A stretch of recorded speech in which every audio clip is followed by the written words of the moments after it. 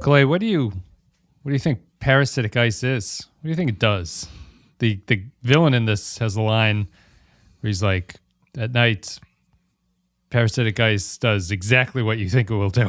And I was left wondering exactly what anyone would think that parasitic ice would do, besides crawl down your throat, which is the other thing he says about it. But it's a strange little ticking time bomb that this episode has where ice is there, and it's not just regular ice. It's incredibly dangerous ice coming to get you. So what do you think it does? Yeah. I think if you lick it, you instantly shit your pants. Yeah. You probably get it from a South American country. You come back after a vacation and you ate some unwashed fruit or something. You have a little bit of parasitic. I went to the Bahamas. I went to the Bahamas once, and I just spent the whole time in the hotel room because I had a case of parasitic ice. Isn't those drinks aren't made fresh to order? It hits you hard. It's like if you go to you ever watch Restaurant Impossible where he goes over and he like runs his hand along the inside liner of the ice thing and it just comes out black. Yeah, right. Yeah. That's what I imagine parasitic ice is. Yeah, never get the ice from the hotel ice machine. That's all I know. It's dangerous, deadly, and filthy inside there. We're going to be talking about Far From Home. We're going to take a break, play a clip from the episode, and then we'll come back and we'll break it down. We will acquire what we need to repair our translator as quickly as possible. And we will reveal as little of ourselves as possible in the process. They have an artificial atmosphere, Saru. These are not Kelpians who have never seen a starship. They have 930 years on us. Why hide from them? Assuming we arrived in the correct time, we carry with us a knowledge of certain past events that we cannot share, lest we impact the present or future of any society with which we interact. Whether or not the local population is more or less advanced is immaterial. We will adhere to their cultural standards. We will barter peacefully. We crash landed, and we're going in blind. Trust they greet us peacefully, preposterously low. We will not abandon what we believe. If this were my planet, I'd already have us surrounded, weapons drawn. I am not asking you to participate, Commander. I am telling you what we will do in your absence. Far From Home is the second episode of the third season of Star Trek Discovery. Came out on CBS All Access on the 22nd of October, 2020. Written by Michelle Paradise, Jenny Lumet, and Alex Kurtzman. Directed by Olatunde Osunsanmi. In universe date is 3189. In this episode, after the USS Discovery crash lands on a strange planet, the crew finds themselves racing against time to repair their ship. Meanwhile, Saru and Tilly embark on a perilous first contact mission in hopes of finding Michael Burnham. We were right about the time jump thing, although a year is a little strange. That Burnham's only been there a year. I thought that was a weird amount of time to have passed, where it's neither a lot nor a little, really. It's like right in the middle of being average amount of time that you would wait for something. It's a long time based on the length of her hair. It is, yeah, unless that's some kind of weave thing, unless she's augmenting her hair. But I don't understand why her hair is that long if it's only been. And her reaction, she goes, "I've been looking for so long." And I was like, "Oh man, it's been like 10 years." And she's like, "It's been 74 days." It's like, okay, not that like long of a time. 8 months I've been searching. The other 2 months, I wasn't really looking. I looked for a house longer. I looked for a house longer than Michael Burnham looked for Discovery. It's like, this is not an incredible amount of time. Odd, strange number to choose. It doesn't really seem like it. It could have been longer. I don't think anything would have changed or would have been any worse if it was longer. I do applaud them. This new method that I hope they follow up of naming their episodes after more popular franchises, installments in more popular franchises. I look forward to episode 4, Winter Soldier, and episode 5, Infinity War. They're coming. This is, in other naming news, they continue their naming tendencies here, where Saru says, "What's the name of this planet?" He goes, "This planet doesn't have a name. We call it the Colony." You're like, good. Yeah, good for you. God. Good for you. I rolled my eyes pretty hard there. I actually, I did like this episode, so I'm not going to be completely negative about it or anything, but I will get into that, but it's fun to gripe early on. I think this season is going to be a litmus test for me about who is the worst character on this show. Is it Jet Reno or is it Georgiou? Those are the two that are in the running. With it's Georgiou by far. I actually kind of enjoyed Jet Reno in this. Georgiou just I love the idea of that character, but I just don't think it's executed well at all. That would be my reason why I would say I actually prefer Georgiou, because Georgiou kind of conceptually makes sense to me now. Like, this episode brought her into focus in a way that I think was necessary. She's still terribly portrayed and terribly acted and terribly written as a character on this show, but I think I understand what they were trying to do. And Jet Reno only seems like Tig Notaro just shows up in a Star Trek episode every once in a while. Correct. It's really... Yes. It's really distracting. I find her extremely distracting. My third place person would be, I haven't seen enough of her, but I think security guard Nan or whatever, the woman with the shit on her mouth who talks to Georgiou in this. She's in contention for worst character on the series too, I think, because I don't like any of her stuff. But we'll talk more about Georgiou so you can get Jet Reno out of the way. Jet Reno's just, I much prefer the stuff that happens in the bar in this episode than the stuff that happens on the ship. And Jet Reno, Tig Notaro on the Discovery, I don't really understand the conception of the character, because she's this sort of wise-ass, extremely dry, sarcastic person who I feel makes a little bit more sense in like what Star Trek, how it used to portray people, where like no one would really stand up to her. But on Discovery, I don't understand why no one just says, "Shut the fuck up, Tig Notaro." Like, I'm doing stuff over here. She's condescending to everybody, and no one responds to it. Everyone just is like, "Well, that's Tig Notaro talking to me," and I find it really, to be fair, annoying. Everybody else is kind of condescending to everybody else on the ship too. Right, but that's the, like, I could understand if it was an older style of Star Trek character interactions where there was one abrasive character that everyone kind of like took the high road against, and you'd be like, that's fine. But here, I don't feel they throw it back at her effectively. Like, they have minor skirmishes about this stuff, but I find her extremely annoying. If I was Stamets working with her, I'd just be like, shut that goddamn camera off, idiot. Like, I'm going to go handle what's going on here. I find her really not a character of this series. I just look at that character and I go, there's a comedian playing a character on a show, and it's really bracing and distracting when she comes on screen. I don't really mind her. I think she's good for a couple chuckles across the episode. And like I said, I think everybody is kind of vying for most condescending. It's like everybody has to be snark machine on this show, or like everybody has to be sarcasm machine when they talk to everybody else, at least on the ship anyway. Because Georgiou does it, Stamets does it, the Doctor does it. The Doctor at least is like... he's coming from it from a point of more... there's a personal relationship there. Yeah, and there's also more well-reasoned sarcasm from him where he's like, you're going to fucking die, man. Yeah. You need to chill out. But yeah, I don't know. She doesn't really bother me that much. Has she always had a back problem, or is that just because she hurt her back in the crash? Yeah, during the crash. Yeah. Yeah. Yeah. I hate lines like, "This ship's going out faster than my back." It's like, what the fuck? What's a terrible line? Like, who wrote that and was like confident enough to include that in a script? It's so. They're not all home runs. I give her a pass for when she throws out the nickname and she says, "Don't listen to me, I'm on drugs." Yep. I like that one. But Georgiou for me is like, conceptually, yes, it's a character that a character archetype that I really like, where you have the one character amongst your group of good guys who is, you're never totally sure where they're going to fall. But I don't think the execution is very good. First and foremost, because I think they went a little over the top with the character they chose to do this, because you have a literal genocidal former emperor in this position who it might be a little bit much to when it comes to that thing, versus just like, one of the bad guys who decided to join the good guys team. And also, I don't love the performance. It's not, I don't find it very convincing.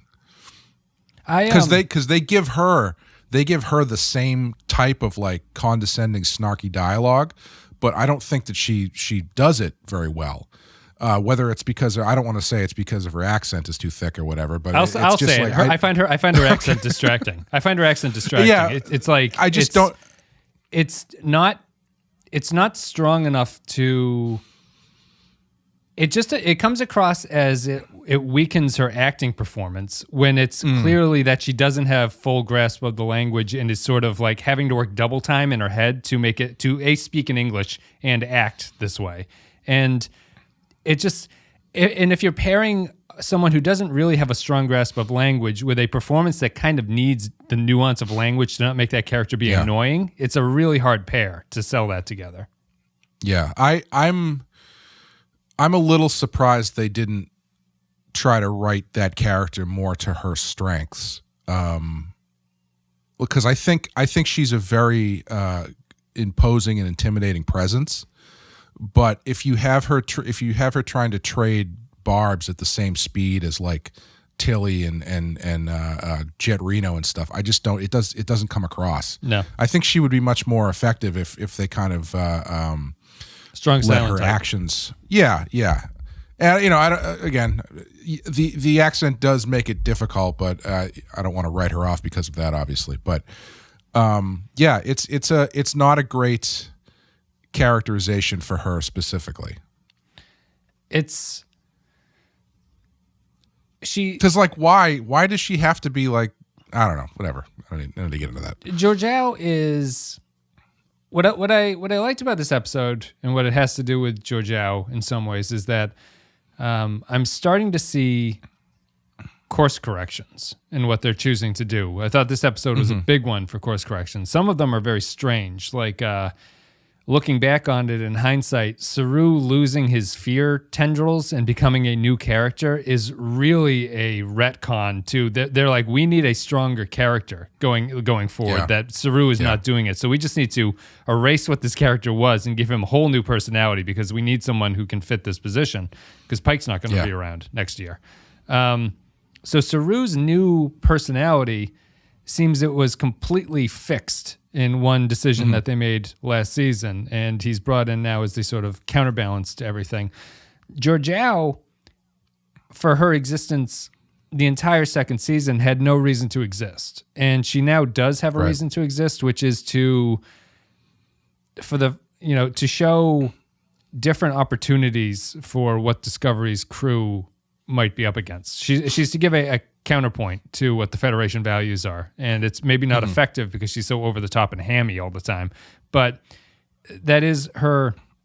This episode rides on the idea of Saru tries to do the right thing Federation-wise, but it's only Georgiou coming in and killing everybody that accomplishes the thing that they need to do and saves the day. So there's this little bit of a nice balance that wasn't there at all in Burnham's episode, where Burnham is just praising the positives of the Federation and there's no counter to that whatsoever.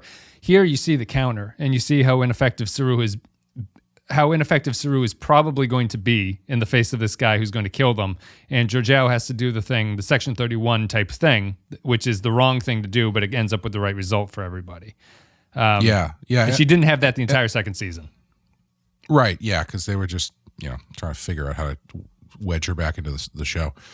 I do think the change for Saru ultimately was for the better because he first of all, Saru's great.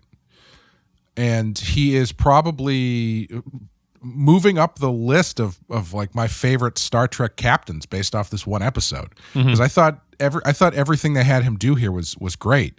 Like I thought all the stuff with Tilly was really good where like the sequence of him choosing Tilly to go with him and then that conversation they have about why he chose her and all that kind of stuff. I was like, man, that's just like textbook good Star Trek captain dialogue, you know? Yeah. And yeah, using him in that position, I hope he doesn't get pushed to the background once they reveal whatever the big brouhaha is going to be for the season. Because I really liked watching this episode and seeing the Star Trek crew act like a Star Trek crew. in a way that I feel like it hasn't done so much up to this point. Yeah. Because everybody had something to do, and everybody was kind of there was an A story and a B story, more or less. Even though they were all working to the same goal. And it felt like a Star Trek episode to me. Yeah, it did. It's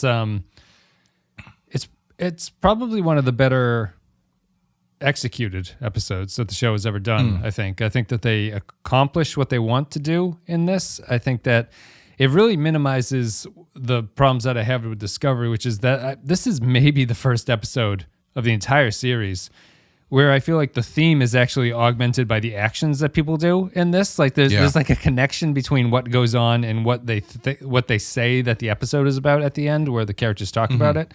And to me, that's how are they going to resurrect the Federation when it's in such a position that it does not have the upper hand in any way? Like they're in a situation where Federation values are not really important or powerful in this era. So there's not much you can do by just sort of reading the good book and quoting it at people like you're some sort of street corner preacher. Right. It requires actually drastic actions, and that's what Georgiou is supposed to represent. And maybe Saru will learn a little bit of that. I don't mind the reset. It leaves me wondering. Now Saru kind of just feels like a template Star Trek character in some ways, because he doesn't really have the backstory that was his characterization previously. So he feels like he's just kind of an empty suit who talks like a Star Trek captain. And I don't know how they're going to fix that, really. Yeah, I don't know. I think you could argue that he's had enough. He's done enough over the 2 seasons to kind of work his way into this position. It's not like they just pulled him out of the air like they did with Captain Pike, you know? Because you could say the same thing about Pike, because Pike just showed up and started talking like a boilerplate Star Trek captain. Everybody lost their minds. But I think that's what Pike's role is, especially in the second season. I think that his role is to be just that kind of blank template that you understand what he is and how he's going to act that way. Saru was built upon this sort of nervousness. His entire, like everything, he was incredibly talented, but was not sure of himself. And now it feels really drastic that they've just switched him, and he's now incredibly sure of himself and incredibly sure of everything. And that comes down to the weirdness of how they flipped the character that way. But I don't know, like if I was if I was Tilly in this episode and Saru started talking to me like this, in my head I would be looking at him going, you didn't talk like this 2 weeks ago. Like, I don't really believe that you buy all this stuff, because you're totally Everybody hit their heads when they went through the wormhole, so it's fine. Temporal mechanics. You know, it's funny though, because I'm curious to see how he's going to fit in moving forward, because based on this episode, his character change almost feels like it takes the place of Burnham to an extent. Yeah. Where like if it had come out that Sonequa Martin Green's contract was up in between seasons 2 and 3, and they didn't know if she was going to come back, I would say I think they probably could have shifted it over to Saru and not been any worse. Yeah, because I think he fills that, at least in this episode, kind of fills that role of the Starfleet the Starfleet officer in a much more what's the word I'm looking for? I don't, not appropriate, but he holds the same beliefs that Burnham does, but he seems like they're having him act on them a little bit more subtly and in line with those beliefs than they do with Burnham, who Burnham is just kind of like always Burnham there to shoot stuff. Burnham says the things and Saru acts on them. Yeah, Burnham says the things and then has no problem killing 15 people. Right. Yeah. And which is why I feel like it rings so hollow with Burnham, is because I don't think that consistency is there. But based on the way that they wrote Saru in this episode, he's very consistent. He doesn't talk Starfleet talk and then end up drawing first on everybody and killing him or something. You know, right. He's going. He wants to go the paperwork route to work this out. And yeah, I just think they did a good job of kind of resetting those characters to a certain extent. What I was wondering if they're going to do, and I don't think they're going to do, but I could see a way that they do this. I could see you can turn Burnham into a villain of this series at this point. The way that she comes in is interesting. I'm focused on the sort of faith aspect of this, and Burnham at the end of this comes in looking exactly like how born-agains look when they ask you how your day is going. Where she's like, how's everyone? And they're like, good. She's like, that's great. Just this weird smile. It's a very born-again trait. And she comes in with the new faith, and I don't know what that's going to look like, but I could see there being some sort of sinisterness behind her in some way, where there's something has happened over the course of this year that the newly minted Saru is going to disagree with about this is the best way to go forward. And I don't think they're going to do that. I think that she is the one and the key and the alpha and the omega, and I think it's all going to come from Burnham. But I saw that as being potential, and I wouldn't have thought it to be a terrible idea at this point, because based on how the rest of the crew is developing into something that could stand on its own without Burnham, I think at this point, because Saru has usurped her in a lot of ways. Well, I think you could play it like Burnham has a certain approach that she may or may not be doing the right thing, or she might be going over the top and being a little bit more sinister. And then you have Saru on the one hand as the angel on her shoulder, and Georgiou on the other hand as the devil. When it comes to whether or not the Federation should be rebuilt, and in what way should it be rebuilt, and what are the methods they should go about doing it. That could be kind of interesting if they go that route. I don't think they're going to. I'm sure it's going to turn into some sort of intergalactic threat is going to undo time or something. Yep. I don't know. The idea, what you were saying is too complicated an idea. There's not a lot of time to do something really complicated like that. There's a time to uncover the mystery of who blew up the dilithium and then kick the shit out of them and then go at the end of the season. Yeah. So I think we're just going to sort of go down that route. What if it's they're trying to rebuild the Federation, but in doing so, they learn about what the Federation had become, and the only way they find out that the only way to ensure that people live productively is for Burnham to go back in time and make sure that the dilithium blows up. Right. Yeah, you're fated to do what you're fated to do, I think, and we'll see about it. Not very little Burnham in this episode. So I wanted to talk about that because I liked this episode overall. I kind of rolled my eyes and I felt Rick Berman knocking at the door when they got to the Western bar. Yeah. The scoring in this series is insane. The scoring is so on the nose with everything. It's really crazy. When they might as well just play a like it's basically that song when he walks in. He's wearing spurs too. Like there's they, it's not like they chose a subtle blink and you'll miss it trope and they're like, we need to amplify this a little bit. I don't think anyone's going to understand what we're doing. They're like, we just complained about an episode that was kind of fucked out because it was like this, like Marauders is basically the Seven Samurai, like Magnificent Seven and stuff. And this is kind of a similar idea. It all takes place in one bar, but yeah, I don't agree with that. I saw some other people saying, writing it off as being just the same trope as Marauders. And I don't think that's the case at all, because Marauders was very boilerplate. They just took the screenplay from Magnificent Seven and changed the names to Archer and Trip and T'Pol. Yeah. They're not there to help anybody, and ultimately they're not going to help anybody. Like that's not their plan is not to, at no point is Saru like, we'll try and stop this guy from taking all your shit. He's like, Saru's like, if you help us, maybe we can, do a couple things and see what we can do, but we're not here to save you from anything. Yep.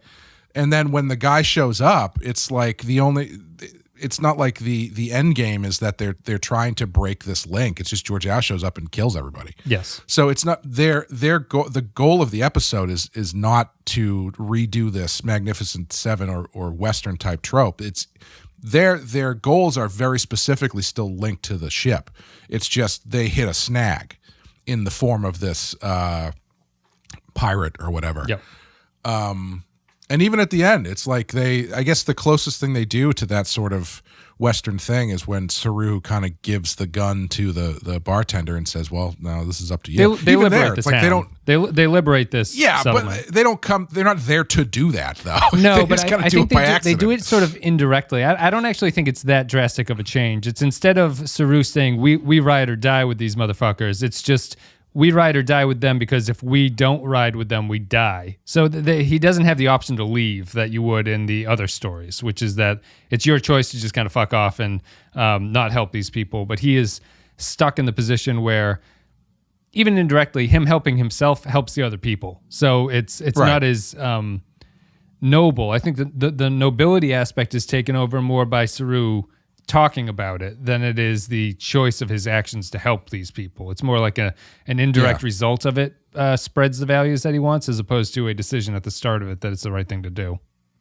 Yeah, the thing that I pulled out when I saw people making that, I saw people making that comparison before I watched it. So when they got to the bar, I was expecting something more stock, and I think they avoid doing that, where they used the trope fairly well, I thought, because it wasn't really lazy, and it wasn't just for the sake of doing it, and it wasn't for the sake of getting to that point at the end where Saru gives like a impassioned speech about what Starfleet means in terms of helping people who need help or some shit. Yep. They use it as a device to get that conversation between Saru and Georgiou, which is the important thing. It doesn't matter, like grandstanding about what they've just done doesn't matter. Yeah. Excuse me. Yeah, yes, I think that the reason it kind of works better than, or the reason I think it works better than something like Marauders is that the actions of this episode are actually built out of what we understand about the universe at this point. Yeah. So it's not just a random criminal who's marauding a town or anything like that. It's not just this sort of random sect of Klingons. A criminal who went to the William Riker school of phasering somebody to death, where he just keeps blasting him. Eventually he dies. The phases have turned into something else, or if those are even phases at this point, they become much more like torture devices than anything, or than like a violence stopper or a violence suppression or anything. They seem not to be like guns, because Georgiou seems to treat it as though it's like an S&M experience. Yes, yeah. It just seems so more they're like tasers or something. Yeah, more like a taser that can kill you, or something like that. Is that whole crew or that whole storyline? I think just is built out of the understanding of what this universe is, where the couriers are sort of taking advantage of things. You're learning a little bit more about how the disappearance of the Federation has allowed ruffians like this guy to sort of come in and take a claim on things, and he's the only one who can deliver stuff to these colonists so that they need him, but at the same time he takes advantage of them and things like that. In the Federation, there's no cops on the streets to handle this sort of nonsense that's brewing up. So it does build into it, and it feels appropriate that you would do all this stuff. I really like the villain as a performance outside of the over-the-top spurs and the music. I really like he's great at being the kind of villain that you really like to hate. Like, he's really a hateable character, and it's a good performance, I think. I like him. They undo a decent amount by just sort of kicking him out at the end. I don't know how much it affects me, but he's really a different character when he leaves, and I understand why they did that, but at the same time, they just kind of let him walk away, which was a strange decision. I'm not going to take this guy to Discovery or anything, but I did like the performance. I think the implication is he's going to die in the cold. Yes, so, the parasite ice. All the parasitic ice. Yeah, that guy, he gives a good performance. That actor, every time I see him for the first 30 seconds, I think it's Tim Roth, but it's not. He looks a lot like Tim Roth. I don't recognize him. He's been in a couple shows, I guess. People were mentioning the shows that he's been in. I know him from, I believe he's the male lead if there is a male lead in Zack Snyder's Dawn of the Dead, I think. Oh, okay. So right around that time, he popped up in like 2. I think he's in Black Hawk Down. That was where I first saw him because I thought it was Tim Roth, but it's not. Because I don't know if I mentioned, but he looks a lot like Tim Roth. Yeah, I thought he was good. He elevated what could have been a pretty lame character into a solid watch, I think.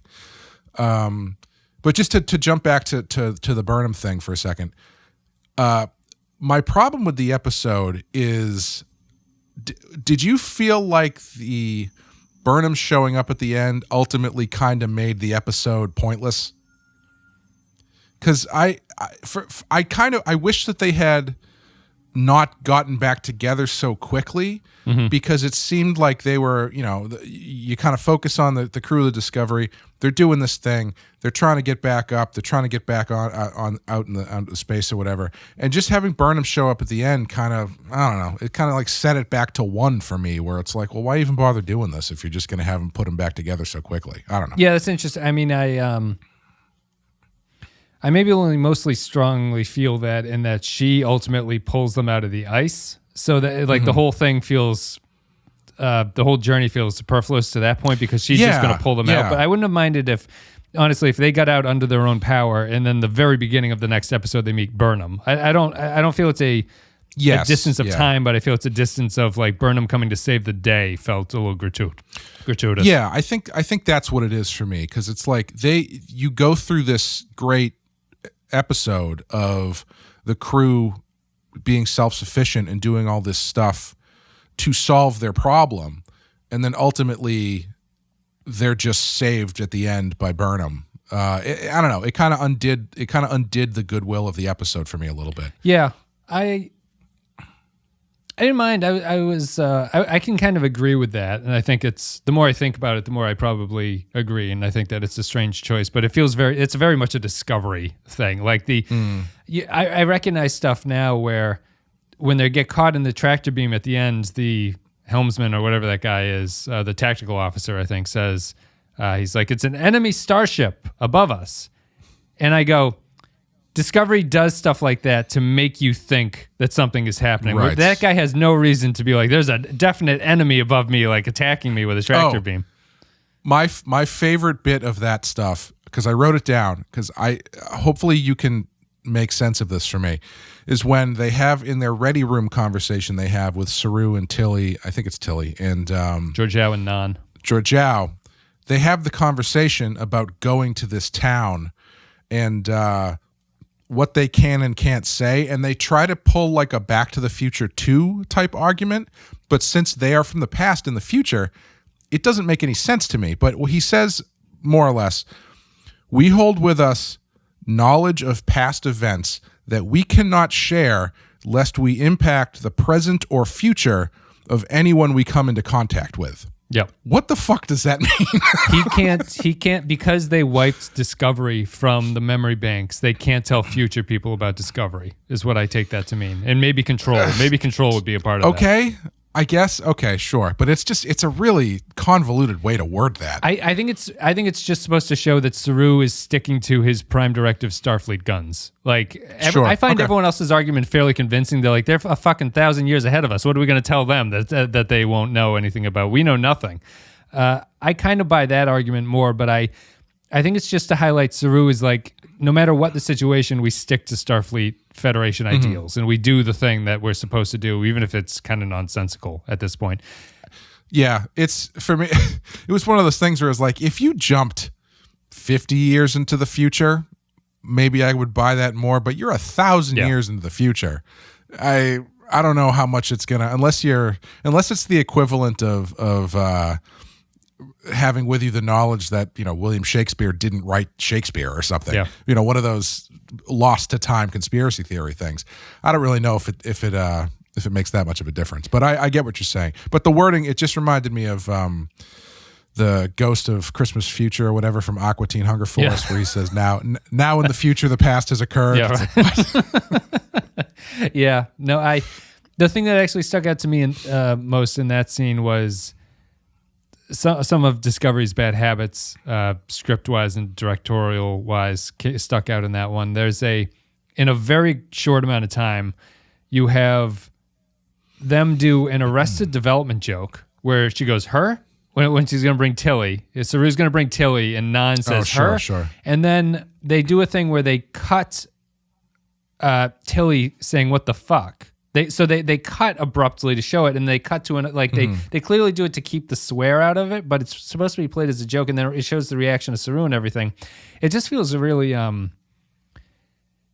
those are my least favorite kind of character interactions in this show, because it kind of betrays what you're supposed to be taking seriously of the scene in that moment is Saru going all in on what he thinks the right thing to do and Georgiou arguing against it. So when you have the two clownish Joker characters on the side, it feels really tacked on and really distracting from what I think you're supposed to be doing. There are other scenes where you could kind of sneak that in, like more low key, less important scenes than the captain talking to the mirror emperor. I just don't think it fits there, and I really don't like those character interactions like that. I find the crew generally too jokey. It's fine to be jokey. I wish the jokes were funnier when they talk to each other. That's really that's the criticism. Yeah, it still kind of falls into that Star Trek has a trouble with humor trap. Yeah, even though it's trying desperately to break that chain and let itself run free. Because where you've got Lower Decks, which is just a comedy, so it kind of lets you do whatever you want. This one is still primarily a drama in the tradition of Star Trek, and it doesn't. Some of the jokes don't. They haven't figured out how to make it really work quite yet. We're running out of time, so I'll bring up a few random thoughts.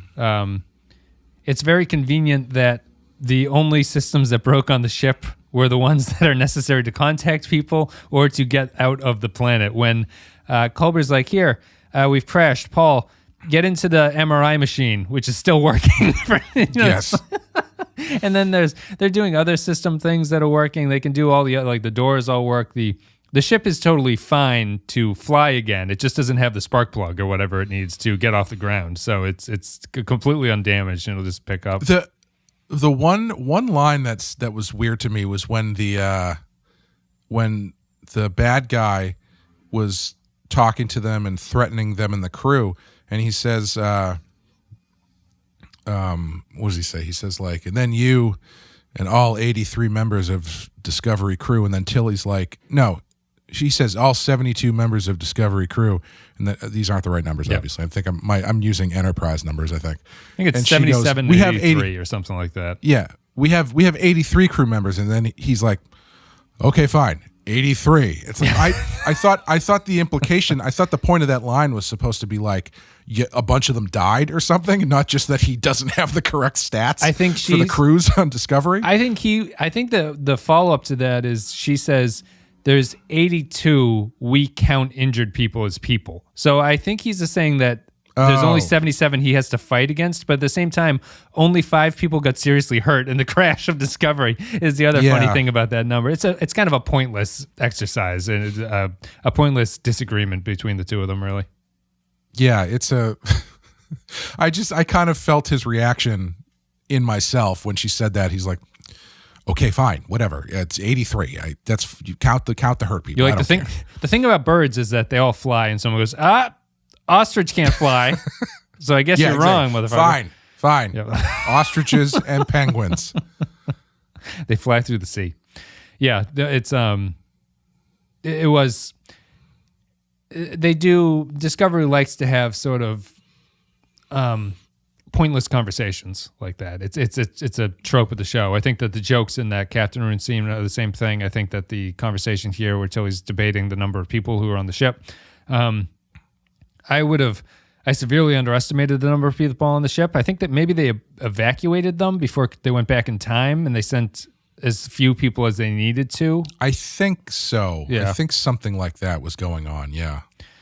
I don't think I have much else about this one. I did like it just because I thought that it was an episode that supported what I think the show actually has something to say about, which is that if you're going to resurrect the Federation, I think that this episode answered a lot of the concerns that I had from the first episode of the season, which is like, why is this a good thing? What's going on? Like, does anyone have any counter argument to this? Is it just we're going to go on Burnham's faith that this is the right thing to do?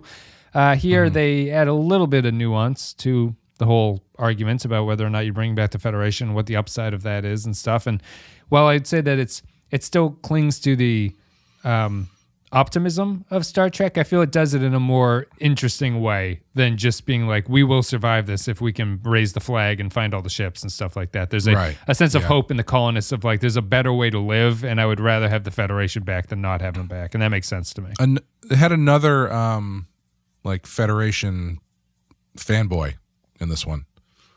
A couple of them, right? That guy who gets blasted is like, I think there's a point where the bartender's like, he was always talking about the Federation and how he always wanted to be part of it or something like that. He's the little boy with the broom at the end of Last Jedi, who like pulls the broom towards himself. Yeah. What'd you think of their alien makeup? Again, very jaw heavy. A lot of big square jaws this season. I liked it. I thought it was fine. It wasn't. It was low key, but it was interesting. Saru's makeup is really excellent when they shoot outside and everything. It looks really good.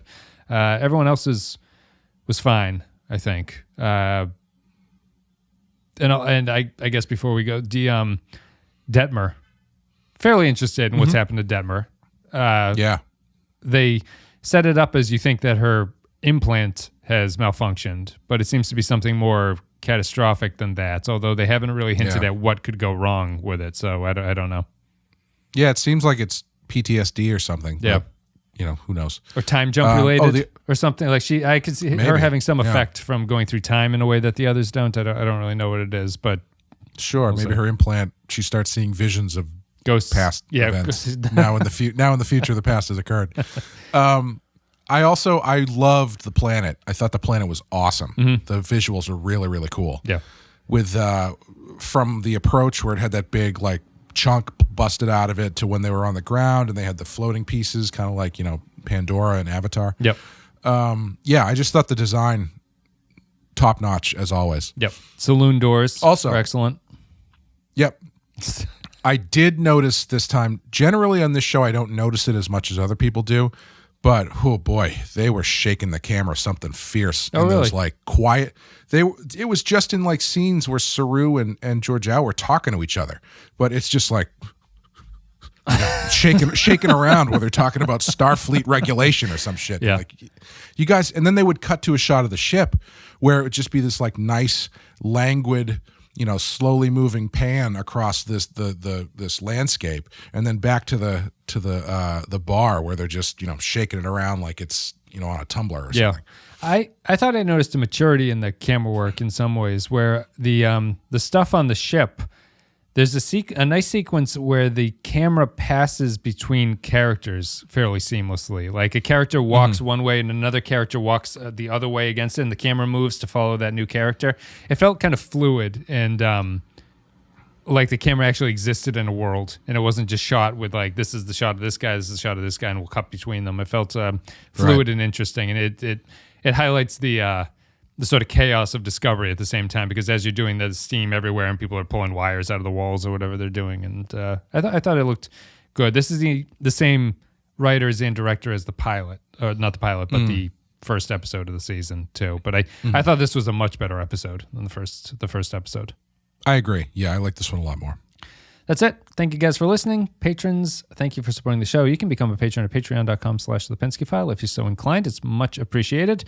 And I don't know what the next episode of this is, so I guess I should thank the captain tier. Also gets a special shout out. So special thank you goes to Christian Pouch, Dark Latif, Chris Tinsley, Mike Burnett, Sean Cardinal Doomsday, Joint Mango, Matt Cutler, Ben Douglas, Cal Barrett, Samuel Custer, Nick Sergey, Bradley Killens, Matt Ross, Rune Benlard, Nathan Elliott, Eric Johnson, Andrew Cholog, Grim Santo, Poindexter G, Dwayne Hackett, Paul Roscoe, Jordan Cooper, Derek Zajac, Kevin Race, Vault 13 Hero, Stephen Minton, Nick the Rat, Dr. Mosk, HH28, Matt Curry 6, Jacob 123, Mike Harris, Jake Keys Gamer, Patrick Seba, Captain Brazen, Kevin Lowry, Eric Santuan, Corey Martin, William Scheisler, Timothy Cooley, and Zane Majors. Thank you very much. Thank you for supporting the show. We'll be back with the next Discovery episode, which I don't think I have the title for. People of Earth is what it's called, actually. So, This is where they go back to the 1940s Nevada, right? And Right. Saru gets caught by the feds. I don't know if you. I don't know if you saw I tweeted and put it on the Discord. I started watching this episode on the app, and the previously on Discovery thing comes in at the end and it recaps what happened. And as I was watching it, there was a voice narration over the top going, Georgiou does fights Georgiou throws Leland into the destructive cell room and destroys him. And I'm like, what the hell? I was like, does Discovery really think so little of people that they can't figure out what's going on? Apparently it was a setting in Honestly, my phone. I wouldn't blame them. Yeah, Really? Well, that's why I tweeted it angrily. It's like, what a marker of Discovery's sort of writing style that they have to voice over narrate on top of their previously on montage to make sure that people understand it. But it was just a audio, they called it like audio descriptions of scenes or something. I don't know what it's for, because if you're able to see, you can see what's going on. And if you can't hear, you can't hear them say it anyway. So it's not like subtitles. It's an audio. Well, I guess if you like listening to the show and you can't see. But then you would just be able to listen to the show, right? You'd be able to watch the action sequence where the characters are talking to each other. But like if you were blind and you were sitting down to watch an episode of Discovery and the first thing you got was like a previously on clip package, I don't know if you'd be able to parse that out. Sure. I don't know. Maybe it's for that. I didn't check to see if it's on the episode itself. Well, but I felt like it was just getting in the way, because Georgiou would walk in and go like, Leland, I'm going to destroy you. And the voiceover goes, Georgiou is going to destroy Leland. It's like, I don't understand why they felt the need to make this so redundant, but I might be missing. Well, I mean, I think the point is that it's a function you can shut off and you don't have to worry about it. It is. I mean, if I had kept it on through the episode, I probably would have had worse things to say about this. But like, Clay, I can't believe the narration on the top. A voiceover this season. Yeah.